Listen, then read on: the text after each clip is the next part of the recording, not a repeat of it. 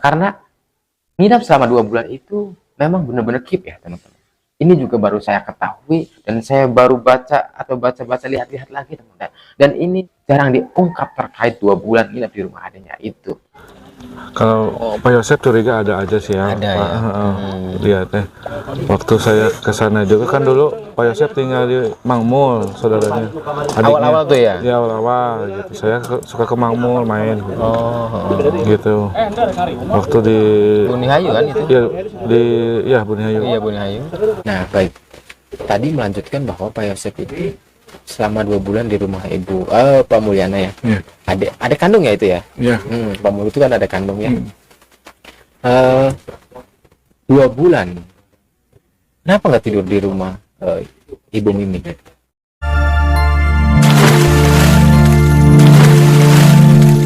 Assalamualaikum warahmatullahi wabarakatuh. Masih dengan saya Yahya Muhammad. Baik teman-teman, tadi telah saya tayangkan bahwa ternyata, dan saya juga baru mereview ya, melihat kembali, nonton kembali apa yang telah saya wawancarai dengan Mr. Dedi tersebut. Ternyata telah dikatakannya bahwa tersangka Y setelah atau pasca kejadian pembunuhan ibu dan Amel itu ternyata tidak tidur di rumah istri mudanya, tapi beliau tidurnya di rumah adiknya Pak Mulyana. Itu adalah apa yang telah disampaikan. Lalu kemudian image yang berkembang bahwa kok bisa sih nggak pulang ke istri mudanya? Apa sebenarnya alasan utamanya kok bisa selama 2 bulan itu tidur di rumah adiknya?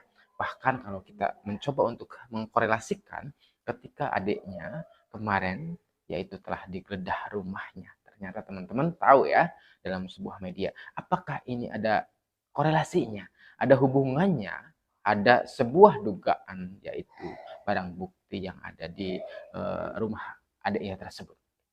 Karena kita tahu juga ya bahwa ketika polisi telah menggeledah itu kan ada sebuah kecurigaan yang pastinya terhadap saksi tersebut. Walaupun nantinya dugaan itu akan terbukti atau tidaknya. Yang jelas dasar kepolisian menggeledah rumah tersebut adalah sebuah atau banyak kecurigaan yang memang mesti digali, dikembangkan, dan dikembangkan.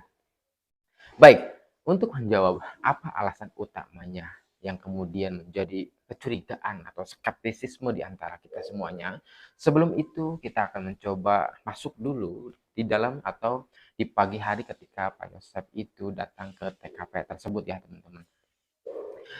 Terjawab sudah ketika kita mempunyai skeptisisme, keraguan bahwa kok kenapa misalkan tersangka ia tersebut ganti baju, padahal di CCTV tersebut masih memakai baju yang lama. Juga di dalam reka adegan pun dinyatakan bahwa masih menggunakan baju atau celana yang lama dan topi yang berbeda. Nah, tetapi ketika di TKP pertama kali bersama para polisi itu ternyata Bapak tersangka ya tersebut sudah tergantikan bajunya, yang katanya dikatakan yang tersebar di media itu bahwa entah baju atau celananya itu dari Pak adiknya ya Pak Mulyana itu, yang selebihnya entah siapa yang menyiapkan, artinya adalah ada pergantian seluruh apa yang dikenakannya, baik itu saat itu topi ya, masker, kemudian baju menjadi kaos itu tanpa jaket itu ya, kemudian juga celana, akhirnya celana tersebut juga gombrang ya, seperti yang kita tahu di dalam olah TKP yang pertama itu ya teman-teman. Nah, ternyata di sini terjawab teman-teman. Apa terjawabnya?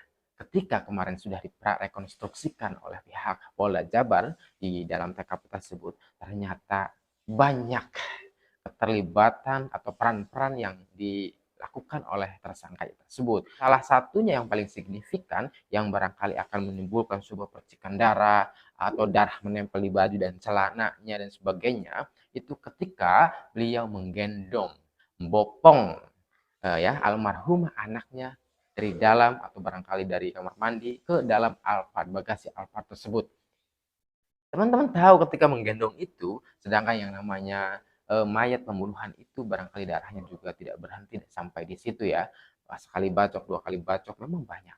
tapi nggak bakal berhenti sampai di situ. Apalagi kemudian disinyalir bahwa Amel itu sangat kuat memang antibodinya sehingga meninggalnya lebih lama sampai mendekati setengah 6 lah kira-kira begitu. Nah, artinya adalah secara faktual bahwa darahnya juga nggak akan berhenti di malam hari tersebut ya, tapi bisa juga sampai pagi.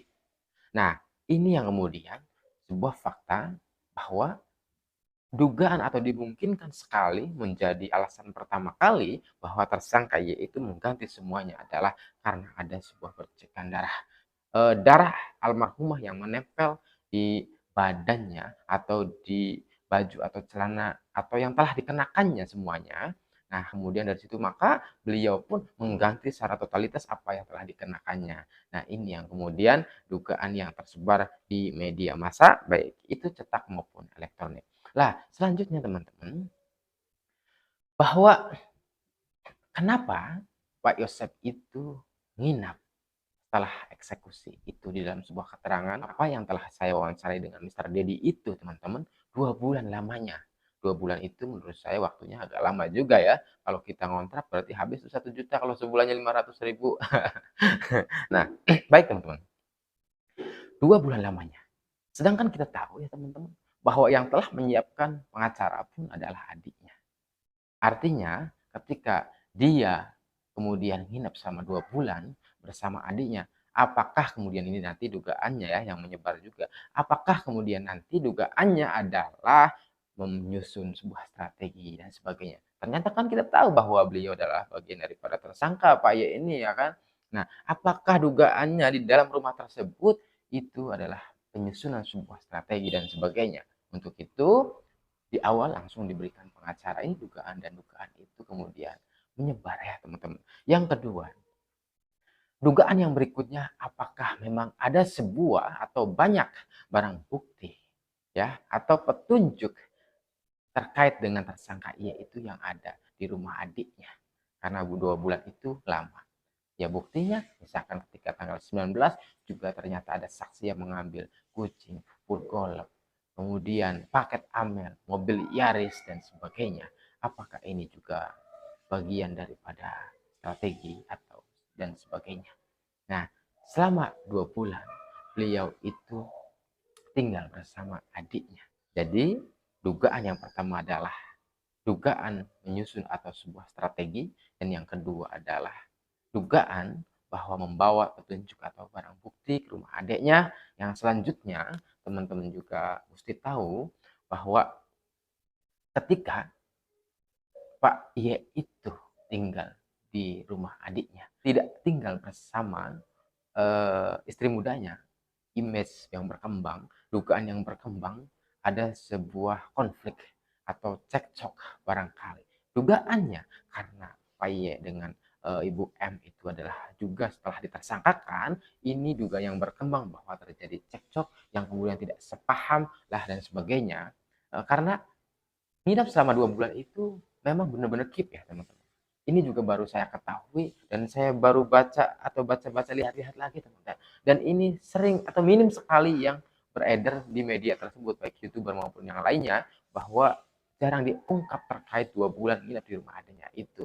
Untuk itu, apakah kemudian jawabannya yang pertama ada dugaan menyusun sebuah strategi siasat, yang kedua adalah ada petunjuk dan barang bukti yang memang ditaruh di tempat tersebut, atau yang ketiga adalah sebuah konflik dengan istrinya. Kita tahu bahwa keduanya adalah tersangka yang konfliknya adalah atau penyesalan dan sebagainya karena anaknya misalkan juga dieksekusi padahal niatnya barangkali tidak dieksekusi. Nah, ini yang menjadi latar belakang dugaan bahwa kenapa di antara mereka terjadi konflik juga. Untuk itu ini semua rangkaian ini, alasan ini menjadi dasar bahwa pihak kepolisian dugaannya karena menaruh kecurigaan teman-teman akhirnya menggeledah rumah adiknya Pak Yosef tersebut.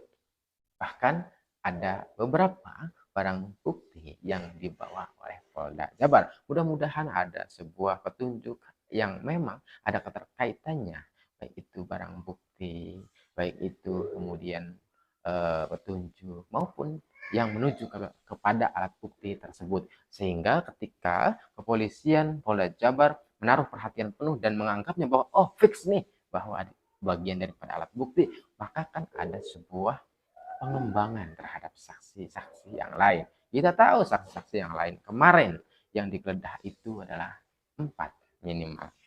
Yang pertama adalah Kang Yoris, yang kedua adalah Banpol Uci, yang ketiga adalah Pamul, yang keempat adalah yang perwira yang dikatakan oleh Pak Direktur kita. Itu ya teman-teman. Baik, ini menjadi dasar pihak Polda Jabar.